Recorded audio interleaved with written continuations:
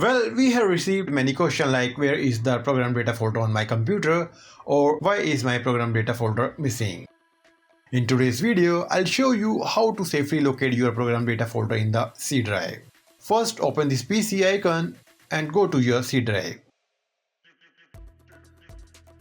You won't see the program data folder right away because it is hidden by default to protect important system files from accidental changes. To make it visible, click on the View tab at the top and check the box for hidden item.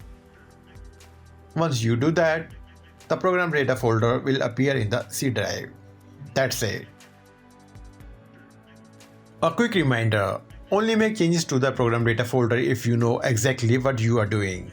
Accidentally modifying or deleting files from here can cause application issues or even system problems. So stay safe.